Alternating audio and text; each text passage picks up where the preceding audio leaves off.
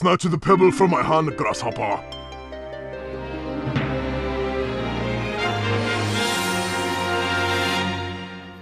counter what you're doing. That sounds pretty complicated, but hopefully I'll make that much more simple in the audio.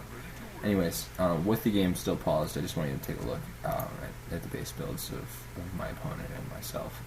You'll notice he's doing the standard Ancient of War creeping, the No Overseer camp, which is actually a pretty difficult camp to creep with the Overseer, I believe. If you don't need I think you do need a wisp there repairing the Ancient of War. At least most elves I see do it that way. Maybe you don't, but if you don't, your Ancient of War is still going to take considerable damage. And you'll see from my base, it's a little tight, maybe more tight than you might be used to seeing, but it's still a standard base build. And I'm going to talk about why that's important after we get the game started. So let's get the game started in 3, 2, 1, on pause. Okay, Fog of War off, please remember. Why is it important that my base build is pretty much standard? Well, what makes this strategy so powerful is that once his Scout Wisp comes, and it's inevitably going to come, and you can see it coming as we speak, or as I speak, he sees exactly what he expects to see, which is an altar and a barracks and a burrow, possibly a second burrow going up. And I mean, pretty much every single player on ladder will look at that base and say, okay, standard. They might, things that they would scout for would be a late Rax, an early Voodoo Lounge, no Rax and a War Mill if it's gonna be someone using the Blade Master and Max Path strategy, something like that. They'll look for deviations from the standard build, and when they see a standard build, they don't expect anything but a standard game. They expect the 2-grunt tech, they expect the Torn Chieftain versus Dots or a Shadow Hunter versus Hunts, and they expect to play it that way. I scout his base and I see exactly what I know he's doing. I know he's building archers because there's no Ancient of War in his base and there's no Hunters all going up. I see his Demon Hunter head straight to be a camp. I don't even need to see what's going on at the camp to know that he's creeping it. One thing that I really like about this map in particular is that the shops are so central to the actual map, and I can buy. You'll notice that not only do I sell the port, which is obviously going to be fairly useless if I'm going to be burrow rushing, but I buy the circlet, and I buy a second circlet and the Dust of Appearance, which does in fact delay my second grunt a little bit, but not severely. I leave the peon there until my Blade Master is ready to go. In truth, I could have built the burrow a little bit to the right of the altar, and had it just out of Fog of War, which is something I started doing recently, which is really effective. But anyways, he sees the burrow going up. He builds an Ancient of War, which is, I think, the right move. And I just right-click on his Demon Hunter. And you're going to see with the grunt, the blade already does a little bit more damage. And now with 2 circlets, he really can't stand up to me in this kind of fight. He doesn't really have many options. I think his better bet would have been to focus down that burrow somewhat. Because as you can see, he focused my blade and did a negligible amount of damage.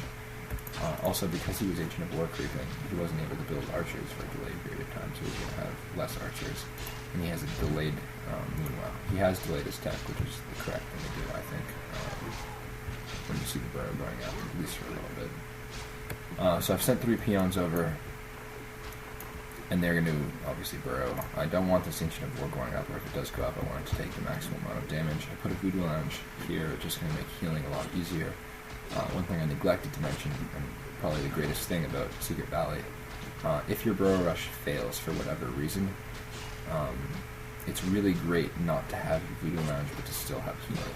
Because if you're forced to build the Voodoo Lounge early, as a kind of precaution to your rush failing, then that's a waste of 130 gold and 30 lumber, which actually really hurts you when you think about, you're taking peons off your wood to go fill the burrows up, and then of course you're building extra burrows.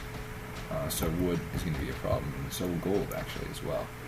So if you have to build the early Voodoo Lounge, which sometimes I will do, that hurts your wood considerably. It hurts your burrow rush basically. You might not even end up having to use it.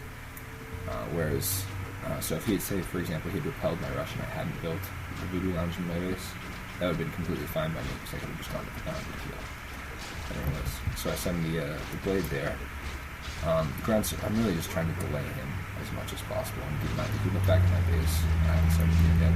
I still have not teched, and nor has XP, so I'm committing to this burrow rush. One thing I could have done, and I looked for other replays for doing this, and I'm sorry, I recently got a new computer, so I don't have all of them. But one thing I can do is fake burrow rush, where basically I sacrifice one burrow and say 3 or 4 peasants, and delay my tech to go to 40 food, but I still do tech.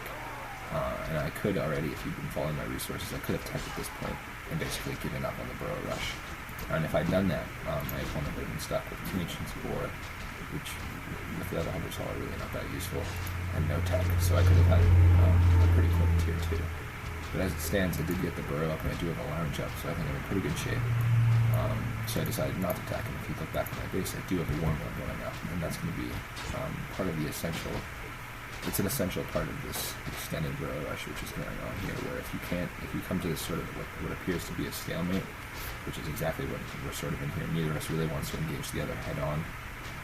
He has archers, he has his level 2 new hunter, which is unfortunate. Obviously you don't want him to have evasion if you can avoid it.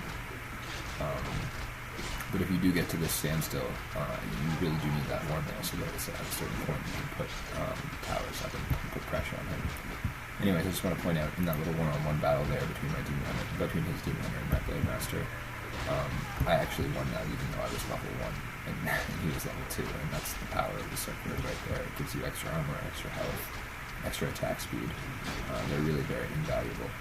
So obviously repairing the burrow, attacking his Ancient of War. At this point, once you've forced the demon hunter out of his base, or if you've killed the demon hunter, and it's just archers you have to pick off, then you've won the game, essentially. And you notice I have towers going out now.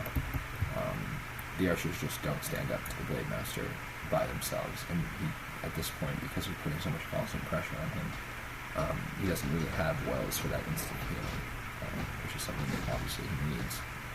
He can't afford to run to the health fountain once my towers are going up. Once even one of those goes up, chances are he's lost the game. He is teching. I'm not really sure I understood. I think it was during the stalemate, but yeah, it must have been during the stalemate that he started to attack, hoping for a second hero to break that stalemate. And sometimes, if they can successfully attack, they can get out a Fire Lord. Towers aren't up, and the spawns help a lot. A Panda, obviously, Breath of Fire is really helpful. Anyways, he's got more Increase of War going up, but the truth is, by this time, I have at least 2 towers that are going to finish. And enough grunts that I don't even need to be tower rushing anymore. I can probably push this game and end it. So the towers are going up. Looking back at my base, I have tech too. That's how much of a resource advantage I have. There's no reason not to really at this point in the stalemate. And it's safe for me to focus down his blade. This is something I really want to emphasize, and it's true not only when you're burrow rushing, but it's true in general in your games against elf. If you take damage on your blade master and he takes damage on your demon hunter, it's almost always worth it for you as the orc, because it costs you 33 gold to heal your hero 400 HP, whereas it costs them no juice. And if you're going to be playing this aggressive style of game, it's much better to be taking the wall juice from them and costing yourself 33 gold. It's a very, very worthy trade-off. So anyways, as you can see, the towers are up. Once the towers go up, they have so much range that by the time the Ancient of War is able to get in range of the towers, it's already 50% health or less. And I have so many grunts, just so much meat. There's not very much you can do in this situation. So the archers are going down, towers are going up, and being in on his main. And I'm already 3/5 of the way to tier 2. Trap the demon hunter, and he leaves. There he goes. Honestly, that was a very sloppy execution of the burrow rush on my part. There were things I could have done considerably better, I think. I had a replay recently, I can't find it now, but basically the same situation, and I just started building that first burrow earlier, just outside the Fog of War,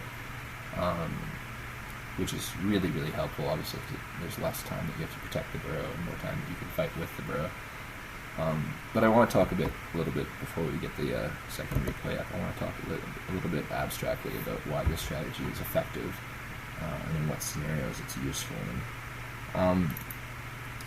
Even if you don't win the game on the burrow rush, and frequently I don't, it's still a really, really effective strategy because you prolong their tier 1. You force them